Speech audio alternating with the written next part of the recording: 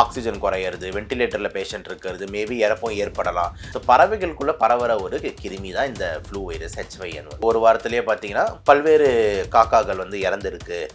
கிட்டத்தட்ட வந்துட்டு ஒரு 500,000 காக்காக்கு மேலே ஒரு ஏரியாலலாம் காணப்பட்டது அப்படின்னு சொல்லிட்டு ஒரு அதிர்ச்சியாக பார்க்கும்போது தான் வந்து அதுங்களுக்குள்ள பறவை காய்ச்சல் பரவுதுன்றது தெரிய வந்தது. ஸோ யாரெல்லாம் பறவை கான்டாக்டில் இருக்காங்களோ, பறவையை வந்து ஹேண்டில் பண்ணுறாங்களோ, பறவையை வந்து கொல்றாங்களோ, இல்லை பறவைகளை செத்து போன பறவைகளை வந்து தொடுறாங்களோ, இந்த மாதிரி ஆளுங்களுக்கு தான் அங்கேருந்து இங்கே நோய் தொற்று வர்றதுக்கான வாய்ப்புகள் வந்து இருக்குது. அதனால தான் இந்த பவுல்ட்ரி ஃபார்மிங், இந்த கோழி ஃபார்மிங் இவங்க எல்லாருமே வந்து கொஞ்சம் கேர்ஃபுல்லாக இருக்கணும். நல்லா இருக்கிற கோழியை வந்து நம்ம வாங்கிட்டு வந்து நம்ம கண்ணெதிர்க்கா இருக்கிறாங்க நல்ல கோழி அப்படின்ற மாதிரி தான் நமக்கு எந்த பிரச்சனையும் கிடையாது. இல்லை இதில் மனிதர்கள் தவறுகள் ஒன்றும் இல்லை.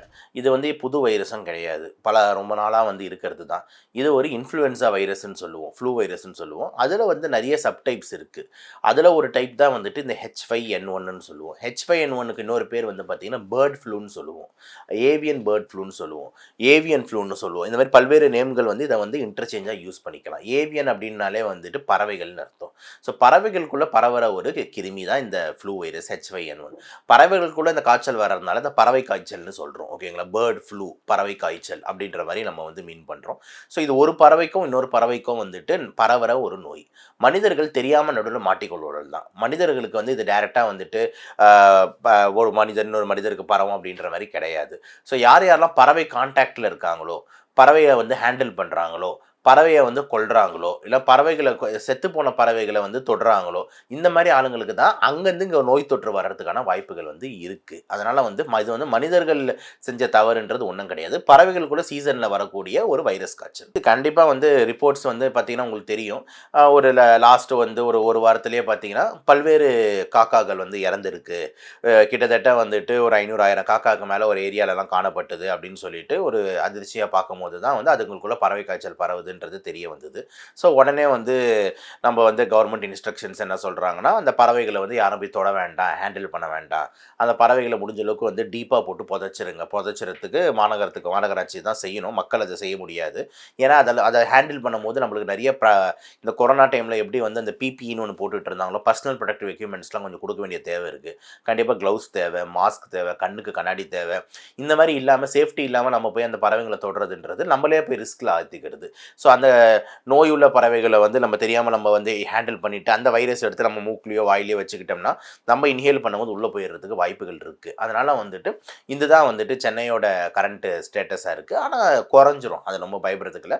அச்சப்படுற மாதிரி கேசஸ் ரொம்ப அதிகமாக அதிகமான பறவை காய்ச்சல் மனிதர்களுக்கு இப்போ இருக்குது, பல பேர் ஹாஸ்பிட்டலில் இருக்காங்க பறவை காய்ச்சல்னாலன்ற மாதிரி இல்லை. கண்டிப்பாக இருக்குது.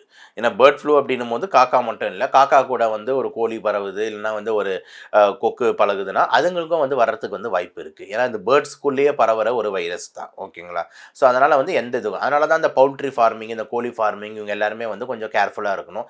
ஏதாவது பஞ்சாக கோழிங்க இறக்குது, பஞ்சாக கோழிங்க இதுவாகுதுன்னா உடனே ரிப்போர்ட் பண்ணணும் அப்படின்ற மாதிரி வந்துட்டு நம்ம வந்து பார்க்குறோம். ஸோ அதனால் வந்து பேர்ட்ஸ்குள்ளே பரவுறதுன்றதுனால வெறும் காக்காக்கு மட்டும் கிடையாது, எந்த பறவைக்கு வேணாலும் பரவலாம். இல்லை அதுதான் தெளிவாக வந்து உலக சுகாதார நிறுவனம் WHO வந்து கிளியராகவே சொல்லியிருக்கு, வேர்ல்டு ஹெல்த் ஆர்கனைசேஷன். என்ன அப்படின்ற மாதிரி பார்த்தீங்கன்னா வந்து ப்ராப்பர்லி குக்குடு மீட், ஓகேங்களா, நல்லா நீங்கள் வந்து வேக வச்சோ சமைச்சு சாப்பிட்ற ஒரு கோழின்றது பிரச்சனையே கிடையாது அப்படின்னு சொல்லிட்டு. இது கூட ஏன் சொல்கிறோம் அப்படின்னா, நல்லா இருக்கிற கோழியை வந்து நம்ம வாங்கிட்டு வந்து நம்ம கண்ணெதிர்க்கா இருக்கிறாங்க நல்ல கோழி அப்படின்ற மாதிரி தான் நமக்கு எந்த பிரச்சனையும் கிடையாது.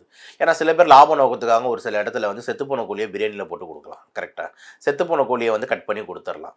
அந்த மாதிரி வந்து நம்ம பாடி பில்டர்ஸ் இவங்களாம் வந்துட்டு சில பேர் வந்து சரியாக வேக கூட வைக்க மாட்டாங்க. சும்மா அந்த தந்தூரி அடுப்புன்ற பேரில் உள்ள ஒரு 10 நிமிஷம் தள்ளி விட்டு கடிச்சு சாப்பிட்ணும், நிறைய மசாலா போடக்கூடாது, பாடி மசில் அப்படின்ற மாதிரிலாம் ஒரு சில பேர் இருப்பாங்க. அப்போ அவங்களும் கொஞ்சம் கேர்ஃபுல்லாக இருக்கணும். இப்போ வீட்டில் நம்ம அம்மா அதே குழம்பா வைக்கிறாங்கன்னா நல்லா போட்டு மஞ்சள் இது அதுன்னு தடவி போட்டு நல்லா பெப்பர்லாம் போட்டு நல்லா கொதிக்க விடுவாங்க. ஸோ அதுலேயே அந்த கிருமிங்கெல்லாம் வந்து கொஞ்சம் லைட்டாக கொதிக்க கொண்டு வந்து காண போயிடும். ஸோ அதனால் வந்து ப்ராப்பர்லி குக்டு மீட்டு மூலியமாக இது நம்மளுக்கு பரவாது, எந்த பயமும் கிடையாது. ஸோ ஹியூமன் கன்செப்ஷனில் வந்துட்டு இந்த மாதிரி வைரஸ் அடிபட்டிருந்த கோழிகளாக இருந்தாலும் சரி, நம்ம அதெல்லாம் சமைச்சோம்னா இப்போ நம்மளுக்கு பரவாதுன்றது தான் வந்துட்டு இம்பார்ட்டன்ட் ஃபேக்ட். அதனால் எது யாரும் பயப்பட வேண்டாம்.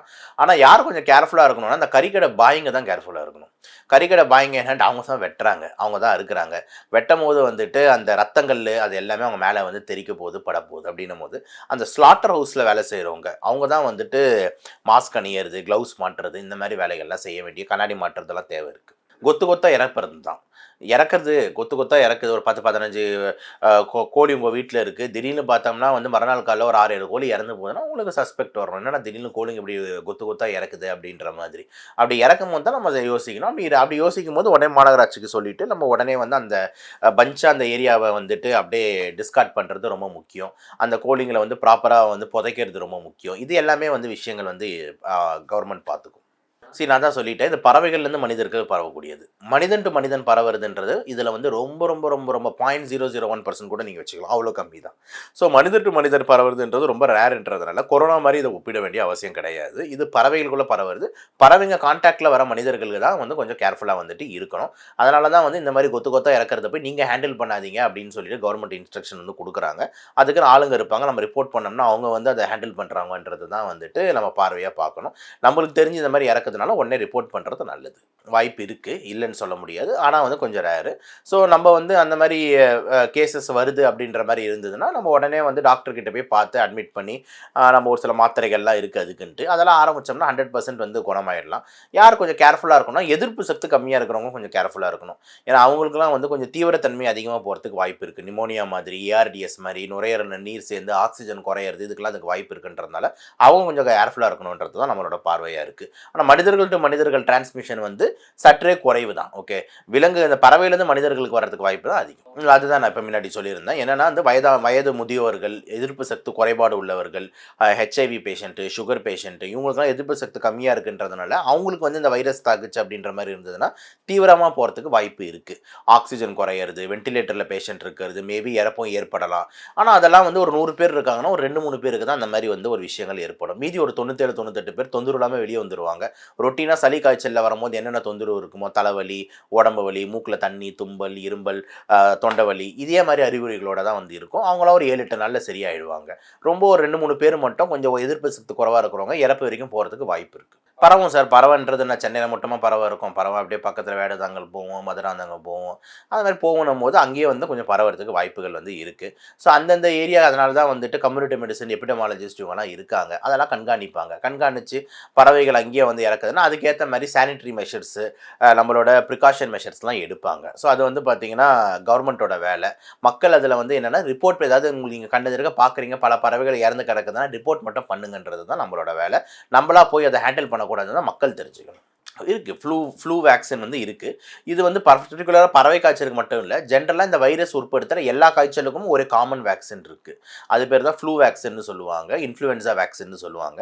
இது நம்ம போடுறோமே பல பேஷண்ட்டுக்கு யார் யாரெல்லாம் 60 வயசு மேல இருக்கோ எல்லாருக்கும் நான் என் கிளினிக்ல போட்டுட்டு தான் இருக்கேன். வருஷம் வந்து அக்டோபர், செப்டம்பர் மாசமே போட்டு விட்டுருவேன். ஏன்னா அதுக்கப்புறம் தான் இந்த சீசன்லாம் ஆரம்பிக்குது. பாருங்க இப்போ பிப்ரவரியில பறவை காய்ச்சல். நவம்பர், டிசம்பர்ல பன்னி காய்ச்சல் வந்தது. ஏன்னா இந்த வைரஸ் இந்த இன்ஃப்ளூயன்ஸா வைரஸ் வந்து பல உருவங்கள மாத்தி வேற வேற பேர்ல வரும்.